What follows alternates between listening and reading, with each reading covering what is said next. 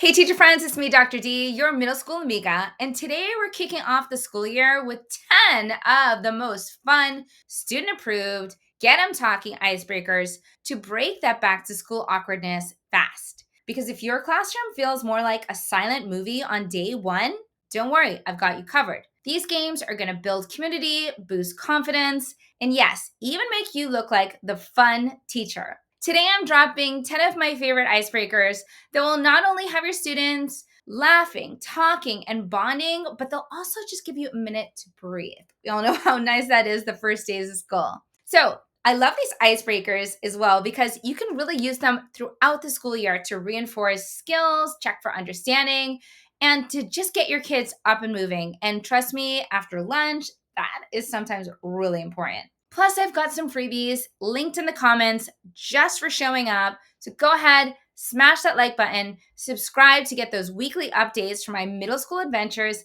And if you really want to geek out with me, then check out my membership channel and get exclusive content as well as weekly freebies that I'm going to share right into your inbox. So let's go ahead and get started with these 10 all-time favorite back to school icebreakers. So number one is so much fun. It's would you rather? And this one never really fails. Basically, you're just asking the students some really fun and engaging questions like would you rather time travel 500 years into the future or to the past? You can also get really content specific, like would you rather be Julius Caesar for the day or Alexander the Great? Or how about would you rather grade 100 essays or do 30 parent conferences in a row? Welcome to my world. You can have students move to different sides of the room to debate, or you can just do a quick elbow turn and talk.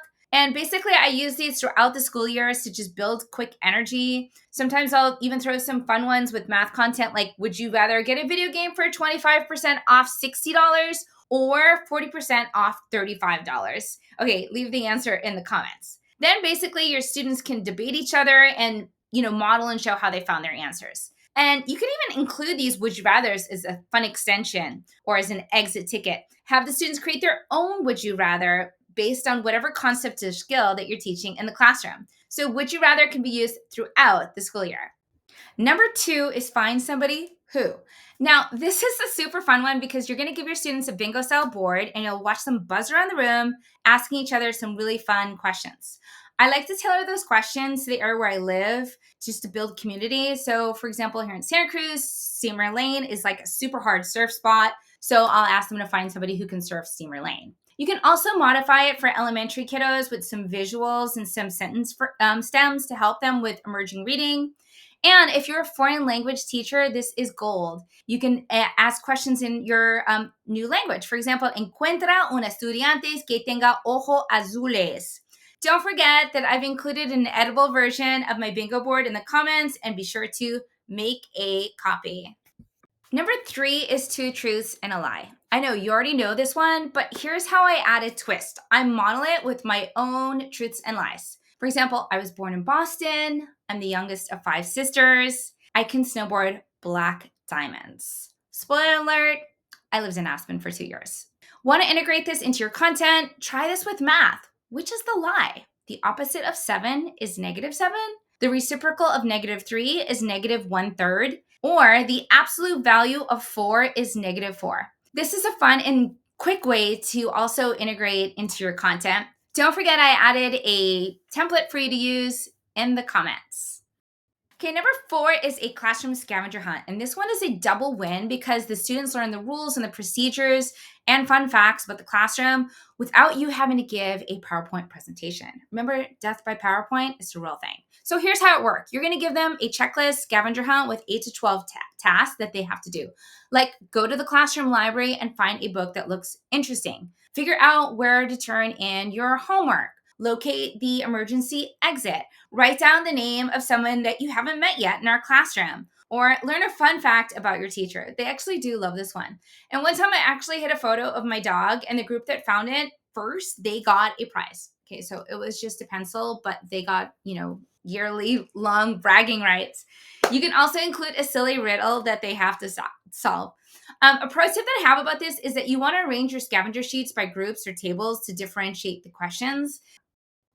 Okay, so number 5 is this or that, and it's a basic lineup, low prep, easy way to get your kids moving, talking. And what you're going to do is basically call out a series of easy, light questions that have your students move quickly. So, left side option B, right side option A. No middle ground, they must choose. Here are a few of my go to questions to get students thinking, laughing, and showing a little bit of personality: French fries or onion rings, photos or videos, text messages or voice message, go on a friend's vacation or take them on yours. This one always sparks a debate: board games, video games, oof, group project or solo, hold a snake or pet a tarantula. You may not want to ask this one: math class or reading class. I avoid that one.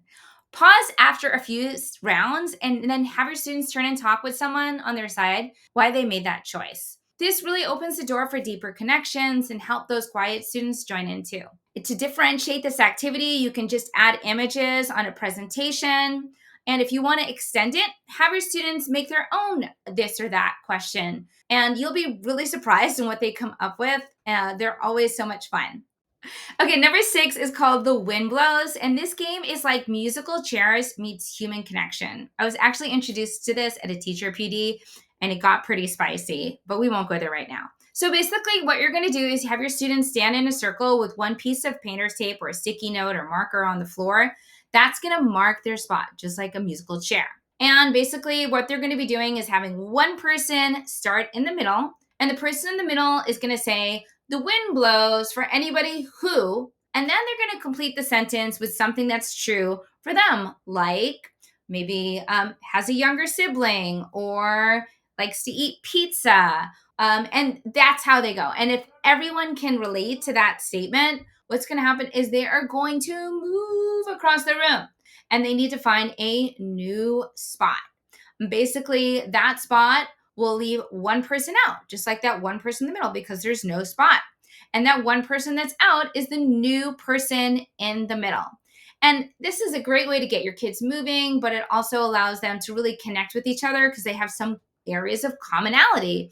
So, this is a great activity for middle school and high school students to get them to find common connection. Okay, number 7 is emoji charades. And basically, you're going to write a bunch of emotions, phrases, situations on slips of paper. And then one student at a time comes to the front, picks a slip or emoji, and acts it out using only facial expressions and body language, no words. The class basically just has to guess what they're acting out. For example, things might be like first day of school, getting an A on a test, oversleeping on your alarm, forgetting your homework, getting called on and not knowing the answer. So, this is a great activity because it's super fun, non threatening, it builds classroom trust. It lets them know that, like, these are common situations that we all have to have empathy and really have shared connections. And it's easy for our students to really kind of get hung up, especially middle schools. They get so caught up in their emotions and they don't have time to process it. These are just normal things that everyone experiences. Okay, so number 8 is called Meme Me. And this is a great way to connect with all your students. If you're a technology teacher, you're teaching computer science, or you have middle schoolers that love technology, they get to create their own Meme slide, which is basically a Google slide with a school appropriate meme or GIF to show how they feel about the start of the year. And basically, you'll learn so much from your students this way. Last year, a kid used a Michael Scott, you from The Office, um, image that yelled, "I declare bankruptcy." And I just knew that we would get along. So number 9 is one that I actually did in a back to school PD with my school. It's called the Desert Island Survival List. And I've included a link to this one because it's a little bit more extensive in the comments. And basically the premise is that you give your students a situation that they're on a deserted island with their group and they have to make a list of 10 items that they're going to bring. And students are going to have to brainstorm together as a group what they would bring and rank them from, least to most important. And the real magic here is watching them debate whether duct tape beats a machete and just having them engaged in a conversation. And then you can create like a classroom discussion here where they all must agree on the final list. And this is actually a really great activity to build community, but also to, like, if you have a classroom where you want your students to debate and to really talk about some issues and to feel okay with agreeing and disagreeing, this is a fun, low stakes activity that will get your students doing just that. And number 10, I can't believe we're already here, is a My Life in Numbers activity. And I use this a lot as a math teacher. I have my students do a little name tent, their name in the middle, what they want to be called, and then each corner of the name tent, they have to write 4 numbers that represent them. And students basically, say things like, I have 3 brothers. I'll put the number 3. 12 is the number of times I've watched Encanto. 98's the number of my grandmother, or I'm 11 and a half. And basically, classmates have to guess what each number means. And this is another fun activity and a great way to get your students to share stories without the pressure of full on presenting. So, there you go, teachers. I've given you 10 high energy community building icebreakers to kick off your school year. I hope you like the ideas I shared. Don't forget, I've added links to many of these activities in the comments. Of course, you can always watch the video again, but most importantly, before you go, make sure you leave a comment. Tell me which activity you're excited about trying. And don't forget to like and subscribe if you haven't done that already. And if you want to be a member and get more inside content and more freebies, don't forget to check out that membership page too. See you next time.